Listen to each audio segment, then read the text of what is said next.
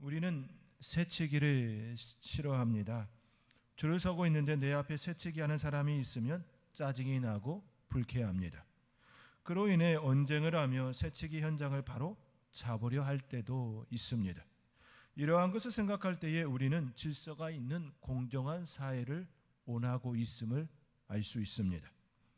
그러나 우리는 생활하면서 새치기와 같이 질서가 파괴된 현장들을 수없이 경험하며 살아갑니다. 때로는 이러한 것들이 자본주의와 결합하여 매우 당연한 것처럼 여겨질 때도 있습니다. 다음에 제시되는 경우들에 대하여 잠시 생각해 보시기 바랍니다. 다음에 제시되는 경우들은 지금 현재 미국에서 일어나고 있는 현상들입니다. 하나, 교도소 감방 업그레이드 1박에 $82. 캘리포니아주 산티아나시를 포함한 일부 도시에서는 폭력범을 제외한 교도소 수감자들에게 추가 비용을 지불하면 깨끗하고 조용하면서 다른 죄수들과 동떨어진 개인 감방으로 옮길 수 있는 제도입니다. 둘, 의사의 휴대전화 번호 연간 $1,500 이상. 점차 많아지는 전담 진료 의사들은 $1,500에서 $25,000까지 연회비를 기꺼이 지불하는 환자들에게 자신의 휴대전화 번호를 알려주고 전화한 당일 진료를 받을 수 있는 서비스를 제공하는 제도입니다. 돈을 일정 금액 이상 내면 언제든지 환자로부터 전화를 받고 그날 진료해 주는 그런 제도입니다. 셋, 우선 탑승권 패스트트랙 서비스. 1등석이나 비즈니스석 항공권을 구매한 승객은 줄의 맨 앞으로 나가 전용 카운터에서 심사를 받고 줄을 설 필요 없이 빠른 승차를 할 수 있는 제도입니다. 그렇죠? 비행기 1등석이나 비즈니스석 항공권을 구매한 사람들은 길게 줄 서지 아니하고 바로 승차할 수 있는 그런 제도입니다. 네, 유니버설 스튜디오 할리우드 프런트 오브 라인 패스 $149. 유니버설 스튜디오 내에 있는 모든 놀이기구, 쇼, 볼거리를 줄의 맨 앞에서 즐길 수 있는 프런트 오브 라인 패스를 구입하면 줄서기 없이도 맨 앞줄에서 구경할 수 있는 그런 시스템입니다. 미국에서 실시하고 있는 경우들을 여러분에게 소개해 드렸습니다. 이러한 모습은 우리나라에서도 쉽게 찾아볼 수 있습니다. 예를 들면 에버랜드 사파리 월드 큐패스입니다. 사파리 월드 큐패스를 구입하면 줄 서지 않고도 빠른 입장과 구경할 수 있는 시스템입니다. 여러분들은 이러한 모습들에 대하여 어떤 생각이 드시나요? 보통의 경우 새치기는 매우 무리하고 불편한 것들로 여겨집니다. 그러나 이에 제시된 것들은 그만한 대가를 지불하였으니 그만한 혜택을 받는 것 당연한 것 아닌가라고 생각할 수 있습니다. 이것이 자본주의가 아니냐라고 그렇게 반문할 수도 있을 것입니다. 그렇지요? 자본주의 사회에서 시장 경제 원리에 따라 이러한 것들은 자연스레 우리들 사회 가운데에 일어났습니다. 시장 경제 원리에 따르면 이러한 모습들은 스포츠 경기장에서도 쉽게 찾아볼 수 있습니다. 예를 들면 야구장 스카이박스입니다. 스카이박스는 VIP석이지요. 일반석과는 다른 구조로 룸이 있고 와인을 비롯하여 다양한 요리를 즐길 수 있는 곳입니다. 경기장이 한눈에 잘 들어오는 곳에 위치하였습니다. 야구장 스카이박스가 처음부터 야구장에 있었던 건 아닙니다. 20세기까지만 해도 야구 경기장은 기업 임원과 블루카라 노동자가 나란히 앉아 경기를 관람하고 핫도그나 음료를 사기 위하여 똑같이 줄을 서고 비가 오면 부자나 가난한 사람이나 가리지 않고 비를 맞는 곳이었습니다. 그러나 경기장이 높이 자리한 스카이박스가 등장하면서 부자와 특권 계층은 아래의 일반 관람석에 앉는 보통 사람들과 차별이 일어났습니다. 분리되었습니다. 비싼 입장료를 받는 스카이박스는 야구장의 훌륭한 수입원이 되고 있습니다. 이를 이용하는 관객도 만족스러운 서비스를 받을 수 있으니 자본주의 사회에서 충분히 인정받을 수 있는 시스템입니다. 제가 여러분에게 이러한 이야기를 꺼내는 이유는 시장 경제 원리 속에서도 결코 이뤄서는 안 되는 것들이 있음을 말씀드리기 위함입니다. 우리나라 정치 체제는 자유민주주의이고 경제 체제는 자본주의 시장 경제 체제입니다. 그렇게 앞서 말씀드린 시스템은 가장 자연스러운 모습일 것입니다. 그렇기에 더더욱 우리는 이러한 구조에서 더욱 명심해야 할 것들이 있지요. 돈으로 스카이박스에 있다 하여 일반석에 있는 사람들에 대해 비교 우위를 가져서는 안 된다라는 사실입니다. 세상에는 돈으로 살 수 없는 것들이 있지만 최근 우리의 사회를 둘러보면 그리 많이 남아있는 것 같지 않습니다. 거의 모든 것이 거래 대상이 되고 있기 때문이지요. 그렇다고 하여서 인간의 존엄성까지도 돈으로 환산할 수 있는 건 아니지요. 만약 스카이박스와 같은 VIP석을 이용할 수 있는 돈과 권력이 있다고 해도 사람들을 위에 있는 것은 아니지요. 그런 자리에 있다 할지라도 그런 것들을 충분히 누릴 수 있는 위치에 있다 할지라도 사람들 위에 있는 건 아닙니다. 가지고 있는 것과 자리, 이러한 것이 사람의 존엄성과 결코 동일시 될 수 없기 때문입니다. 이것이 바로 우리가 사람을 보는 가치관입니다. 바른 가치관이 형성되지 않으면 삶은 바를 수가 없습니다. 어떤 가치관을 가지고 있느냐에 따라 그 사람의 삶은 다를 수밖에 없습니다. 사랑하는 성도 여러분, 저는 여러분에게 스카이박스와 같은 것들을 누리지 말라 그렇게 말씀드리는 것이 아닙니다. 우리가 사는 사회 속에서 누리고 생활하는 것들에 대해 바른 의식, 바른 가치관을 가져야 한다라는 말씀입니다. 왜냐하면 우리는 하나님 앞에 모두 동일한 인격체를 가진 존재들이기 때문입니다. 특별히 우리는 예수 그리스도를 통하여 하나님의 자녀가 되었기 때문입니다. 우리가 하나님의 자녀가 된 것은 우리의 어떤 것에 의하여 된 것이 아닙니다. 우리의 능력으로, 우리의 힘으로, 우리의 지식으로, 우리의 가진 기술로, 그 어떤 것으로 되어진 것이 아닙니다. 오직 예수 그리스도의 보혈로 되었습니다. 그러므로 우리는 하나님께서 부여해 주신 그 눈으로, 그 시선으로, 그 가치관으로 세상을 바라보고 나아가야 하는 것이지요. 어떻게 살아야 하는 이유는, 이렇게 살아야 하는 이유는 단 한 가지, 예수 그리스도의 보혈로 우리가 하나님의 자녀가 되었기 때문입니다. 하나님의 자녀이기에 우리는 세상 사람들이 가지고 있지 않는 또 하나의 가치관을 소유하게 되었습니다. 그것은 바로 하나님의 자녀라는 가치관입니다. 이러한 가치관은 공산주의 체제 속에서 살아가든 시장 경제 체제 속에서 살아가든 변할 수 없는 가치관입니다. 그렇지요? 공산국가 안에서도 그리스도인이 존재합니다. 또한 우리나라처럼 자본주의 국가 속에서도 그리스도인이 존재하지요. 어떤 체제 속에서 있다 할지라도 우리의 가치관은 하나님의 나라의, 하나님의 자녀의 그 가치관을 가져야 한다라는 말씀입니다. 내가 그것을 선택하였든 선택하지 않았든지 그 어떤 모습 속에 내가 그 사회 가운데 있다 할지라도 우리는 하나님 자녀의 그 가치관으로 살아야 한다라는 말씀입니다. 그렇지요? 우리의 삶의 자리가 어찌 되었든지 우리는 그 시선으로 그리스도인의 모습으로 그리스도인의 삶으로 살아야 하는 것입니다. 그렇다면 하나님의 자녀로 산다는 의미는 무엇일까요? 삶의 가치를 어디에 두어야 할까요? 이러한 질문을 여러분에게 던지면서 오늘 본문을 중심으로 질문의 답을 함께 찾아가고자 합니다. 사도 바울은 빌립보 성도들을 향하여 나의 사랑하는 자들아라고 호칭합니다. 그가 이처럼 부를 수 있는 이유는 자신의 생명을 다하여 고난의 자리, 고통의 자리를 감수하면서까지 그들을 아끼고 사랑하며 복음을 증거하였기 때문입니다.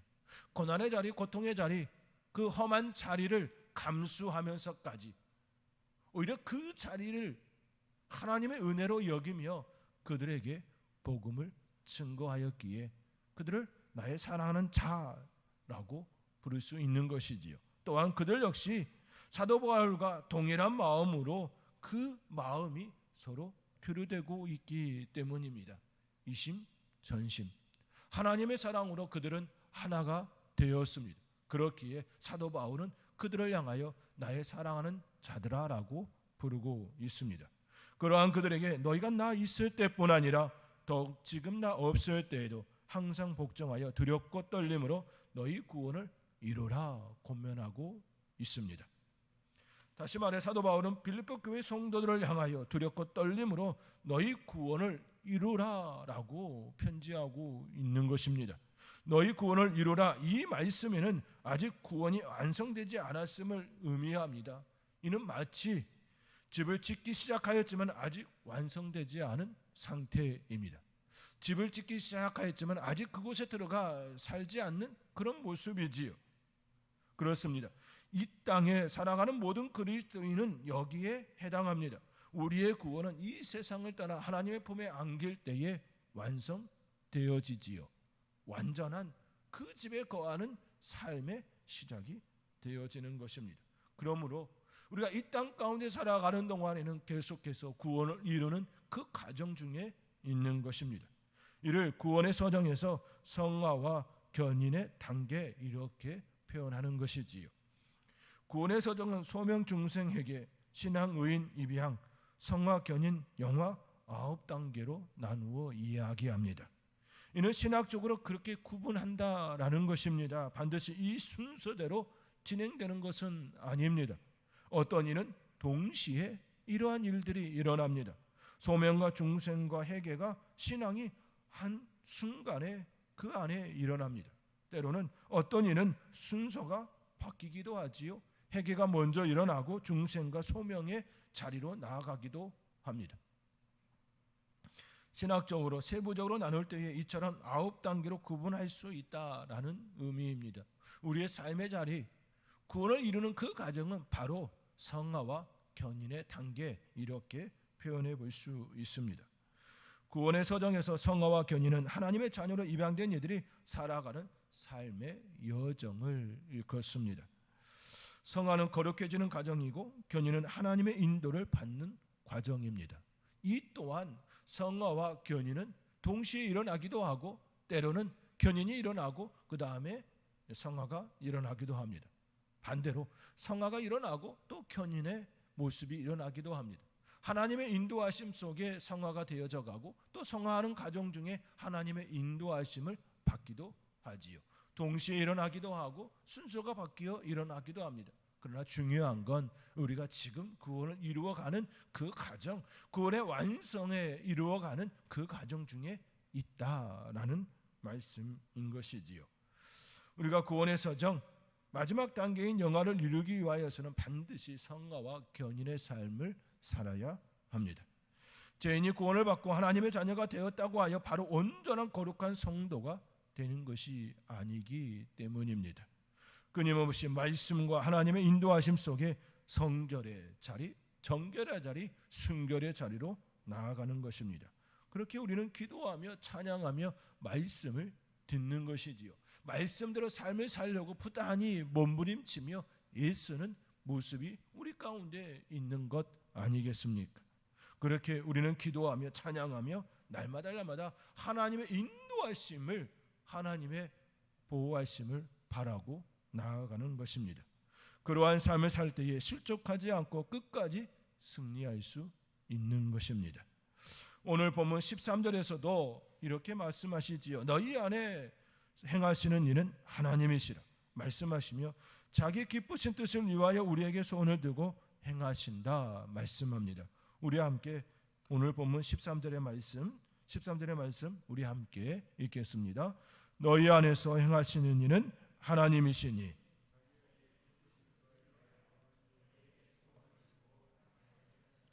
그렇습니다. 하나님께서는 우리의 구원의 안성을 위하여 우리 안에 역사합니다. 우리 안에 자정하시고 우리의 구원을 위하여 하나님의 선하신 목적을 위하여 일하십니다. 그렇다고 일방적으로 우리 안에서 역사한다라는 의미가 아닙니다. 우리에게 소원을 두고 행하게 하신다라는 이 말씀은 하나님의 일방적인 역사가 아닌 우리로 하여금 자발적으로 자원하여 기쁘게 구원을 향하여 나갈 수 있도록 우리에게 인도하여 주신다라는 것이지요. 우리 안에 소원을 주셔서 그것들이 우리의 삶의 자리에서 하나하나 풀어나갈 수 있도록 인도해 주시겠다라는 말씀입니다. 밀레의 만종이라는 그림을 보신 적이 있을 것입니다. 루브르 박물관에 소장 중인 이 그림은 값을 매길 수 없는 프랑스의 국보와 같습니다. 한 젊은 농부 부부가 일을 마치고 추수한 감자 바구니를 놓고 석양 속에서 감사 기도를 드리는 모습은 보기만 하여도 마음의 평안을 주는 그림입니다. 그런데 사실 이 그림은 너무나도 슬프고 불행한 그림이었습니다. 젊은 부부의 발치에 놓인 감자 바구니는 원래 아기의 관으로 죽은 아기를 묻으려는 장면이었습니다. 이 그림을 그린 무렵인 1860년경 밀레는 물감조차 살 수 없는 비천한 신세의 무명의 화가였습니다. 그의 친구가 그림을 인수하는 조건으로 1000프랑을 빌려주어서 그림을 그릴 수 있었습니다. 그런데 한 친구가 그림을 보니 아기의 관을 묻기 전에 젊은 부부가 기도하는 모습이 너무 섬뜩하고 슬퍼서 그의 요청으로 관을 지고 감자 바구니를 그려 넣었습니다. 이 이야기는 설로만 전해지다가 1932년 루브르 박물관 측에서 자외선 투사를 통해서 실제로 바구니 아래, 바구니 바로 그 그림 밑에 관의 모습을 확인하고 발표하였지요. 원래의 그림은 공포스럽고 암울한 그림이었습니다. 그러나 우리는 이 그림을 평안하고 충만한 그림으로 우리는 현재 보고 있습니다. 그림의 내용이나 톤 전체를 바꾼 것이 아니었습니다. 단 하나, 관을 감자 바구니로 바꾸었을 뿐입니다. 그런데 이렇게 행복하고 아름다운 그림이 되었습니다. 사랑하는 성도 여러분, 우리의 인생도 그렇습니다. 복잡해 보여도 시선 하나만 바꾸면 간단하게 풀립니다. 신앙은 이 시선의 싸움입니다. 내 관점으로 해석하면 억울하지만 하나님의 관점으로 해석해서 상황과 형편의 어려움 속에서도 구원의 완성을 위하여 일하시는 하나님을 바라보자. 삶의 어렵고 힘든 그 고난 속에서도 우리 안에 역사하시는 그 하나님을 향하여 기도하자. 그 하나님께 나아가자. 찬양하자. 그러한 마음과 시선을 가질 때에 우리의 삶에서 공포스럽고 암울하고 힘든 그 시간도 구원의 안성으로 나아가는 하나의 디딤돌이 될 것입니다. 다시 한번 말씀드립니다. 하나님의 자녀로 산다는 의미가 무엇입니까? 바로 하나님의 시선으로 산다는 것입니다. 무엇을 위하여 하나님의 시선으로 사는 것입니까? 구원을 이루기 위하여, 구원의 완성을 위하여 우리는 하나님의 시선으로 지금의 삶을 살아가는 것입니다. 비록 삶이 힘들고 어렵고 고난 가운데 있다 할지라도 때로는 밀레의 올레의 그 그림처럼 암울하고 공포스러운 그 삶의 환경이라 할지라도 우리의 시선을 하나님의 시선으로 바라보며 나아가는 그 모습인 것입니다. 구원의 안성을 위하여 하나님의 시선으로 살아가는 복된 성도님들이 될 수 있기를 주님의 이름으로 축원드립니다.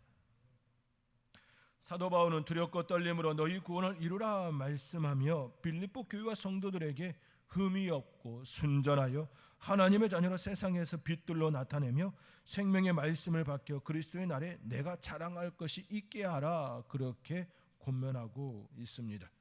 사도 바울이 빌립보 교회와 성도들에게 부탁하는 그 말씀, 오늘 본문 15절과 16절의 말씀 우리 함께 읽겠습니다. 오늘 본문 15절과 16절의 말씀입니다. 이는 너희가 흠이 없고 순전하여 어그러지고 거스른 세대 가운데서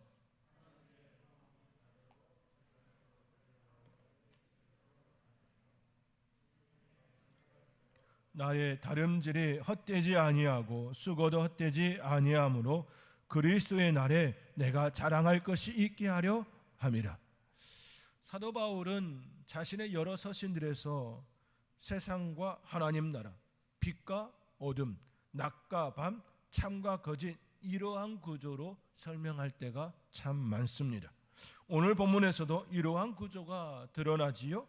어그러지고 거스르는 세대, 이와는 반대로 하나님의 흠없는 자녀, 이것이 서로 대조되었습니다. 어그러지고 거스르는 세대는 하나님을 알지 못하는 세상에 속한 자들입니다. 현재 이들은 자신들의 죄로 인하여 사단의 권세 아래 묶인 자들입니다. 지금으로서는 아무런 소망도 희망도 없는 자들입니다.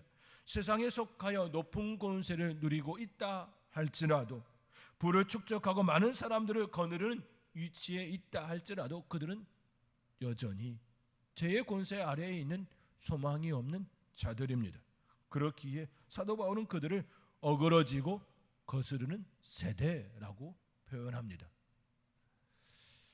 그러한 세대들에게 사도 바울은 빌립보 교회와 성도들에게 빛들로 나타내라 권면합니다. 생명의 말씀을 밝히라, 그렇게 권면하고 있습니다. 소망이 없고 빛을 잃은 이들에게 참된 소망이 되고 빛이 되어주는 것이 하나님의 자녀가 가져야 하는 삶의 의미다. 그렇게 지금 사도 바울은 빌립보 교회와 성도들을 향하여 권면하고 있는 것입니다. 영원하지 않은 세상의 보물들을 움켜쥐고 놓지 아니로 몸부림치는 삶의 모습이 아니라 그것을 활용하여 소망이 없고 빛이 있는 이들에게 빛이 되는 삶이 되어야 한다라고 그렇게 그들에게 권면하고 있는 것입니다. 이것이 진정으로 하나님께서 바라시는 하나님 자녀의 삶의 의미입니다. 일본 재계에서 가장 존경하는 인물로 고 마쓰시타 고노스케 회장을 뽑습니다. 고 마쓰시타 고노스케 회장은 1918년 마쓰시타 전기 제작소를 설립하여 세계적인 대기업으로 성장시켰습니다. 마쓰시타 전기 제작소, 이렇게 이야기하니 잘 모르시겠지요. 내셔널과 파나소닉, 바로 이 기업입니다. 마쓰시타 고노스케 회장은 내셔널과 파나소닉을 창업한 사람입니다. 고 마쓰시타 고노스케 회장은 우리와 같은 장로교 교인이었습니다. 그가 남긴 명언들에는 기독교 사상이 너무나도 잘 드러나 있습니다. 몇 가지 그가 남긴 명언들을 여러분에게 소개해 드립니다. 하나, 고객을 신유로 받들러 모셔라. 회사나 가게를 찾아오는 고객은 모두 신과 같은 존재다. 따라서 두 손을 모으고 절을 하는 마음으로 고객을 정중하게 대해야 한다. 그렇게 하면 큰 기쁨을 느낄 수 있을 뿐 아니라 그런 대접을 받고 싫어하는 고객이 없기 때문에 결과적으로 사업도 번창하게 된다. 저는 이 명언의 말씀을 들으며 다음과 같은 말씀이 떠올랐습니다. 누구든지 내 이름으로 이런 어린 아이 하나를 영접하면 곧 나를 영접함이요, 누구를 나를 영접하면 나를 영접함이 아니요 나를 보내신 이를 영접함이라. 마가복음 9장 37절의 말씀이 떠올랐습니다. 그렇지요? 고객을 신유로 받들러 모셔라라고 하는 이 명언은, 그가 가지고 있는 이 생각은 기독교 정신인 것이지요. 둘, 적에게도 배울 점이 있다. 개인은 절대로 혼자서 살 수는 없다. 사람과 사람이 모여 사회를 이루고 우리는 그 사회 속에서 살아간다. 만약 본인 자신만이 가장 우수하다고 생각하며 살아간다면 그 사람의 미래는 보나마나다. 항상 겸손한 자세로 아무리 나보다 못난 사람이라도 최소한 배울 점이 한 가지 이상은 있다. 저는 이 명언은 누구든지 자기를 높이는 자는 낮아지고 누구든지 자기를 낮추는 자는 높아지리라 라는 마태복음 23장 12절의 말씀이 연상되었습니다. 그렇지요? 누구든지 자기를 낮추는 자는 높아지리라. 적에게도 배울 점이 있다라고 말하는 고노스케 회장의 명언처럼 그는 철저하게 기독교 정신이 그의 삶의 자리에 또 기업의 정신에 녹여져 있었습니다. 또 다른 명언에 물질보다는 정신적 요면을 중시하고 발전시켜라. 주관적인 생각일 수도 있겠지만 나는 정신이 발전하고 물질이 순위가 되지 않아야 성공으로 가는 지름길이라 생각한다. 예수님께서도 보이는 것과 보이지 않는 것에 대한 말씀을 하셨습니다. 보이는 것보다 보이지 않는 것이 더 위대함인 것이지요.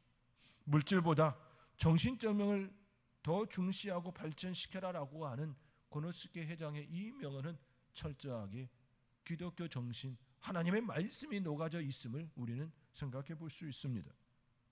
또 그는 이런 명언을 남기지요. 겸손해야 한다.